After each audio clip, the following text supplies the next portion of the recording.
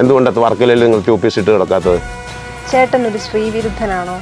എന്നിട്ട് ഇവർ ഭയങ്കര സാമൂഹിക പ്രവർത്തകർ, ഞങ്ങൾ ഭയങ്കര രാഷ്ട്രീയം, ഭയങ്കര നേതാക്കൾ, അവരെ കാണാൻ എനിക്ക് താല്പര്യമില്ല. അപ്പോൾ അവരെ കാണുമ്പോൾ ദേഷ്യം. ഇത് മറ്റുള്ളവർ എൻ്റെ ഫേസ്ബുക്കിൽ വന്നിട്ട് എഴുതുന്ന കമൻറ്റുകൾ കാണും അല്ലേ? അത്രയൊന്നും ആയിട്ടില്ല കേരളത്തിൻ്റെ സമൂഹം. വെറും പൊട്ട സമൂഹമാണ്. വർമ്മന് ശേഷം മാധവൻ, അതാണ്.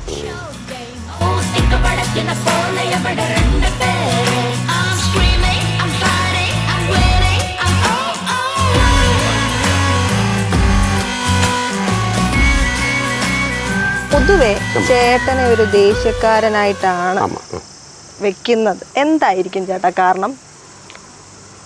എനിക്ക് ദേഷ്യക്കാരനായിട്ട് തോന്നുന്ന ആൾക്കാരുണ്ടല്ലോ, അവരെ കാണാൻ എനിക്ക് താല്പര്യമില്ല. അപ്പോൾ അവരെ കാണുമ്പോൾ ദേഷ്യം വരും. Very simple. ഓക്കെ. പരിപ്പ് കഴിക്കണം, അതിൻ്റെ മുമ്പിൽ ബീഫ് കറി കൊണ്ടെന്ന് വെച്ചിട്ട് എന്ത് കാര്യം? ചേട്ടാ രജനീകാന്തിൻ്റെ ജയിലർ, ചേട്ടൻ അതിൻ്റെ ഒരു വലിയ ഭാഗമായിരുന്നു. അപ്പോൾ ആ പടത്തിന് ശേഷം ചേട്ടൻ്റെ ജീവിതത്തിൽ വന്ന വ്യത്യാസങ്ങൾ എന്തൊക്കെയാണ്?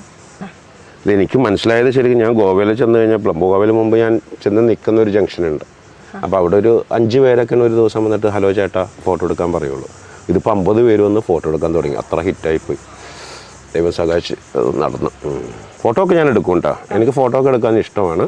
പ്രസൻറ്റ് ടൈമിൽ ഞാൻ എന്താ ചെയ്യണമെന്നുള്ളതിൻ്റെ ഒരു കാര്യമുണ്ട്. ഞാൻ ഷൂട്ടിങ്ങിന് നിൽക്കണമായിരിക്കില്ലേ, ആ സമയത്ത് എനിക്ക് ഷൂട്ട് ചെയ്യുക എന്നുള്ളതാണ് എൻ്റെ ജോലി. ഷൂട്ടിങ് അത് ചെയ്യുക. അപ്പോൾ ആ സമയത്തൊക്കെ ഫോട്ടോ സെൽഫി എന്നൊക്കെ പറയുമ്പോൾ പെട്ടെന്ന് എനിക്ക് ദേഷ്യമില്ല, വേണ്ടാന്ന് പറഞ്ഞു പോകും. അത്രയുള്ളൂ. പിന്നെ എൻ്റെ ഗെറ്റപ്പൊക്കെ പുറത്ത് വിടുക പടത്തിൻ്റെ. പെട്ടെന്ന് ആൾക്കാർ അതൊക്കെ ചേട്ടാ ഞങ്ങൾക്ക് കുഴപ്പമില്ല, ഒരു സെൽഫി അല്ലേന്ന്. ഇങ്ങനെ കഷണ്ടിയൊക്കെ നിൽക്കുന്ന ഒരു ക്യാരക്ടർ വിട്ടാൽ പിന്നെ ഈ പടത്തിൻ്റെ എന്ത് പ്രൊമോഷൻ നമുക്ക് ചെയ്യാൻ പറ്റും? അപ്പോൾ അങ്ങനെയൊക്കെയുള്ള സ്ഥലത്ത് ഞാൻ കുറച്ച് ഇങ്ങനെ വേണ്ട രജനീകാന്തിനൊപ്പം അഭിനയിച്ചപ്പോൾ ശ്രദ്ധിച്ച കാര്യങ്ങൾ എന്തൊക്കെയാണ്? അല്ലെ രജനി സാറിൻ്റെ കൂടെ അഭിനയിച്ച് ഞാൻ പുള്ളിയുടെ മുന്നേ ഇരുന്നിട്ട് ഞാൻ ഇങ്ങനെ വിറക്കണേണ് അഭിനയിക്കുമ്പോൾ. ഞാൻ ഇങ്ങനെ വിറക്കണേണ്, പുള്ളിക്ക് തന്നെ അറിയാം. പക്ഷെ ഞാൻ ഭയങ്കര ഇങ്ങനെ നിൽക്കുന്നുണ്ട്, പക്ഷേ എൻ്റെ ഈ ഭാവമൊക്കെ ഇങ്ങനെ വിറക്കണം. ആ പുള്ളി എന്നോട് വിളിച്ചിട്ട് പറഞ്ഞു, വിനായകം വർമ്മൻ ഇല്ലേനാ എൻ്റെ ജയിലർ ഇല്ലേന്നാണ് പുള്ളി ഒരു ഡയലോഗ് പറഞ്ഞത് എന്നോട്. അങ്ങനെയൊക്കെ ഒരു വാക്ക് രജനി സാറിൻ്റെ അന്ന് കിട്ടിയ എന്നെപ്പോലുള്ള ഒരാൾ ഞാൻ പിന്നെയും പറഞ്ഞതാണ്. പറ്റാവുന്ന അത്ര ഞാൻ ചെയ്തിട്ടുണ്ട് ആ പടത്തിൽ. അത് കഴിഞ്ഞിട്ട് ഞാൻ ജയിലർ കഴിഞ്ഞിട്ട് സൈൻ ചെയ്യണ പടമാണിത്, തെക്ക് വടക്ക്. അപ്പോൾ ഒന്ന് ശ്രീമാർ, പിന്നെ എൻ്റെ ഫ്രണ്ട് ലാസർ എന്ന് പറഞ്ഞിട്ടൊരു പുള്ളിയുണ്ട്. അപ്പോൾ പുള്ളി ആയിട്ടാണ് ഈ പടം വരുന്നത്. റിട്ടയർഡ് KCB എഞ്ചിനീയർ എന്ന് പറയുന്നത് എനിക്ക് ഭയങ്കരമായിട്ട് ഇഷ്ടമായി ആ ക്യാരക്ടർ. പിന്നെ ഡിസൈൻ കാണിച്ച് അതും എനിക്കിഷ്ടമായി. അങ്ങനെ ആഫ്റ്റർ ജയിലർ കഴിഞ്ഞിട്ട് ഞാനിപ്പോൾ വർമ്മൻ കഴിഞ്ഞിട്ട് മാധവൻ, വർമ്മന് ശേഷം മാധവൻ, അതാണ്. ചേട്ടാ ഇപ്പോൾ കണ്ടുവരുന്ന മലയാളം പടങ്ങൾ തെലുങ്കിലായാലും തമിഴിലായാലും അന്യ സംസ്ഥാനങ്ങളിലായാലും ഒരുപാട് ശ്രദ്ധ, മലയാള പടം ഭയങ്കരമായിട്ട് പോപ്പുലർ ഹിറ്റാണ്, നാഷണൽ ലെവലിലൊക്കെ ഭയങ്കര ഹിറ്റാണ്. അപ്പം നമ്മുടെ മലയാളത്തിലെ ഈ സ്ക്രിപ്റ്റ് ആയാലും എല്ലാം ശ്രദ്ധിക്കപ്പെടുന്നു. അപ്പോൾ ചേട്ടൻ അതിനെ എങ്ങനെ വിലയിരുത്തുന്നു? ഇതിൻ്റെ ഒരു മെയിൻ കാര്യം ഒന്ന്, ഈ കൊറോണ വന്നു കഴിഞ്ഞപ്പോഴത്തേക്കും TV എല്ലാം ഇങ്ങനെ മരിച്ചുപോയി എന്ന് പറഞ്ഞല്ലോ, കണ്ട് എല്ലാം മരിച്ചു. ഈ സമയത്ത് എനിക്ക് തോന്നിയതാണ്, എൻ്റെ ഒരു ചിന്തയാണ്, ഇന്ത്യ മൊത്തം ഉള്ള സിനിമ കാണുന്ന ആൾക്കാരെല്ലാം ഇങ്ങനെ സ്ക്രോൾ ചെയ്ത് നോക്കി മലയാള സിനിമ എല്ലാവരും കണ്ട്. ഇപ്പം നാഷണൽ ലെവലിൽ OTT പ്ലാറ്റ്ഫോം ആണെങ്കിൽ അതിൽ നമുക്ക് കൃത്യമായിട്ടുള്ളൊരു ബിസിനസ് മലയാള പടത്തിന് ഉണ്ട്.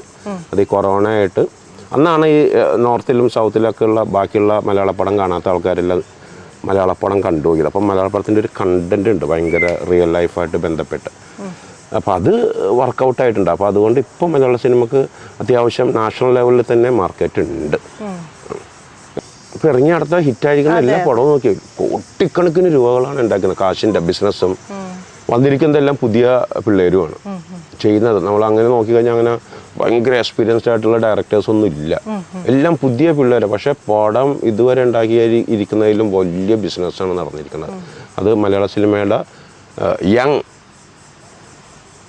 എന്താ പറയുക കമ്മേഴ്സിൻ്റെ പവറാണ്. ചേട്ടാ നമ്മുടെ മലയാള സിനിമയുടെ ഏറ്റവും വലിയ ബലം എന്ന് പറയുന്നത് യൂത്താണ്. എല്ലാം ലോകത്തിൻ്റെ അല്ലേ? അതെ, നമ്മുടെ അവർ എടുക്കുന്ന സിനിമകൾ ശ്രദ്ധിക്കപ്പെടുന്നു. അതെ.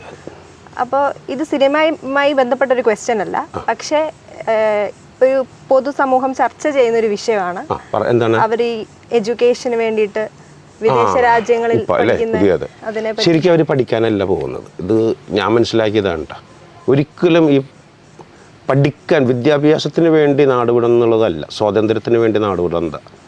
പഠിക്കൽ അവിടെ ഇരുന്നാലും ഇവിടെ ഇരുന്നാലും ഒക്കെ ഇതിപ്പോൾ നാഷണൽ സ്കൂൾ ഇൻ്റർനാഷണൽ സ്കൂൾ എല്ലാം ഇവിടെയൊക്കെ എല്ലാം ഉണ്ട്, ഇവിടെയുണ്ട്. വിദ്യാഭ്യാസമൊക്കെ ഇവിടെ ഇരുന്ന് അവർക്ക് ഉണ്ടാക്കാം. അവരുടെ സ്വാതന്ത്ര്യത്തിന് വേണ്ടി മാത്രമാണ് ഇവിടുന്ന് നാട് വിടുന്നത്. നിങ്ങൾക്ക് കൊച്ചിയിൽ 12 മണിക്ക് തോപ്പുംപടി പാലത്തിൻ്റെ കൂടെ ഒറ്റക്ക് നടക്കാൻ പറ്റുമോ? പറ്റില്ല. എന്നിട്ട് ഇവർ ഭയങ്കര സാമൂഹിക പ്രവർത്തകർ, ഞങ്ങൾ ഭയങ്കര രാഷ്ട്രീയം, ഭയങ്കര നേതാക്കൾ, ഞങ്ങൾ ഇവിടുത്തെ സമൂഹത്തിൽ എന്താ പറയുക, സാംസ്കാരിക നിങ്ങളെ വെല്ലുവിളിക്കാം. നിങ്ങൾക്ക് പറ്റില്ല. നിങ്ങൾക്ക് തോപ്പുംപടി പാലത്തിൽ 12 മണിക്ക് ഇരുന്നിട്ട് ഷിപ്പ് യാർഡ് കാണാൻ നിങ്ങളെ കൊണ്ട് സാധിക്കില്ല. അതിന് മുമ്പ് അപ്പം തന്നെ കഴുകന്മാർ വരും, മാനിയന്മാർ വരും പോക്കാൻ. വെറുതെ തോണ്ടിക്കൊണ്ടിരിക്കും നിങ്ങൾ.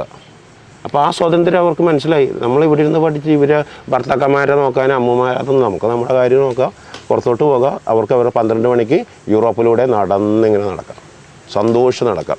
അതില്ല. അതുകൊണ്ട് പഠിക്കാനല്ല പഠിക്കാനായിരിക്കാം. പക്ഷേ യുവാക്കൾ മെയിൻലി പുറത്തോട്ട് പോകുന്നത് അവരുടെ, സ്പെഷ്യലി സ്ത്രീകൾ, അവരുടെ സ്വാതന്ത്ര്യത്തിന് വേണ്ടിയാണ്. ഇടാനുള്ള അല്ലേ, 2 പീസ് ഇട്ട് വർക്കിലേ പോകോ? പക്ഷേ 2 പീസ് ഇട്ട് നിങ്ങൾ അമേരിക്കയിൽ പോകണ്ടല്ലോ, ബീച്ചിൽ മയാമിയിൽ നടക്കുമല്ലോ. എന്തുകൊണ്ടത് വർക്കിലേ നിങ്ങൾ 2 പീസ് ഇട്ട് കിടക്കാത്തത്? കണ്ടില്ലേ, വലിയ ആർട്ടിസ്റ്റുകളൊക്കെ നമ്മൾ അവിടെയൊക്കെ 2 പീസ് ഇട്ടുണ്ട് ബീച്ചിലേക്കാണ്. എന്തുകൊണ്ട് കേരളത്തിലെ ബീച്ചിൽ പോകാൻ പറ്റുള്ളവർക്ക്? അത്രയൊന്നും ആയിട്ടില്ല കേരളത്തിൻ്റെ സമൂഹം. വെറും പൊട്ട സമൂഹമാണ്. ഈ പറയണ മാന്യന്മാരുടെ കാര്യമാണ് കേട്ടോ. നിങ്ങൾ 2 പീസ് ഇട്ട് നിങ്ങൾ വർക്കിലേ പോയി കിടന്ന് നോക്കിയാൽ ചുറ്റിനും കിടന്ന് കറങ്ങും ആൾക്കാർ. മാന്യന്മാരാണ് കേട്ടോ, ഭയങ്കര മാന്യന്മാരാണ്.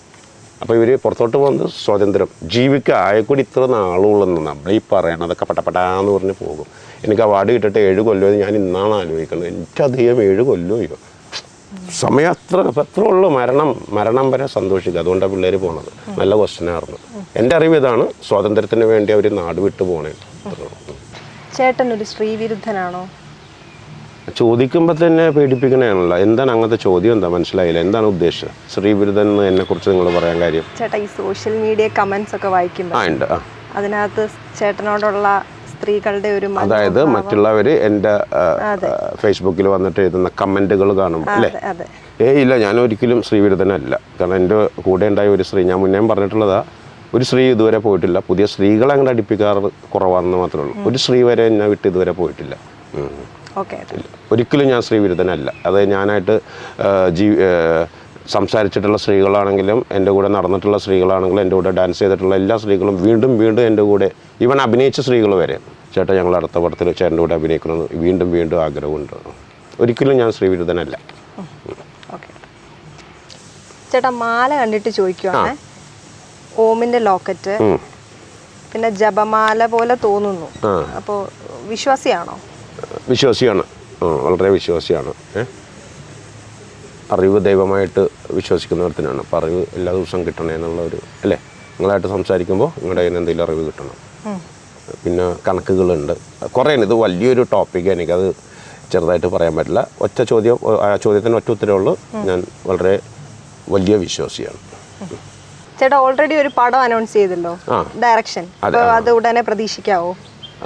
ഞാൻ എൻ്റെ മ്യൂസിക് അത് റെഡിയായി വന്നതാണ്. അപ്പോൾ അതിൽ ഞാൻ എഴുതി വന്നിരുന്നപ്പോൾ അത് ഞാൻ ആദ്യം നാട്ടിൽ ചെയ്യാമെന്ന് വിചാരിച്ച പടം, ഞാൻ മുന്നേ പറഞ്ഞതാ, നാട്ടിൽ ചെയ്യാമെന്ന് വിചാരിച്ച പടം. പക്ഷെ അത് എഴുതി വന്നപ്പോൾ ഇത്തിരി വലിയ പടം.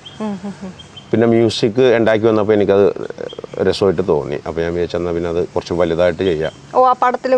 മ്യൂസിക് ഞാൻ തന്നെ അതിൽ മ്യൂസിക്, ഇതിപ്പോൾ പഴയത്, അഭിനയം, main hero, main character, music, direction, half of പ്രൊഡക്ഷനും ഞാൻ തന്നെ ആയിരിക്കും ആ പടത്തിൻ്റെ ചെയ്യണത്. വെരി സൂൺ ഉണ്ടാവും.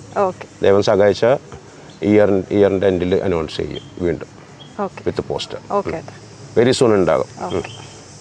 ചേട്ടാ, 38 ദിവസത്തെ ഷൂട്ടിൻ്റെ എക്സ്പീരിയൻസ് എങ്ങനെ ഉണ്ടായിരുന്നു? അഞ്ജന ടാക്കീസ് അല്ലേ, വാട്സ് സ്റ്റുഡിയോ, ശ്രീകുമാറിൻ്റെ പ്രൊഡക്ഷനായിട്ട് വളരെ സന്തോഷമായിരുന്നു. അഞ്ജന ഫിലിപ്പ്, ശ്രീകുമാർ, എല്ലാവരുമായിട്ട് ഭയങ്കര ഹാപ്പിയായിരുന്നു. കൃത്യമായിട്ട് എന്നെ അവർ ഓപ്പറേറ്റ് ചെയ്തിട്ടുണ്ട്. എന്താ പറയുക, ഒന്നും പറയാനില്ല, കുറ്റം. നല്ലതായിരുന്നു, വളരെ നന്നായി. 38 ദിവസം ചെയ്ത് ഞാൻ അറിഞ്ഞിട്ടില്ല, അതാണ് എൻ്റെ ഒരു സത്യം. ഞാൻ ശരി, പേരെന്താപ്പാ? മറന്നുപോയതാണ്. Thank you. ഓക്കെ.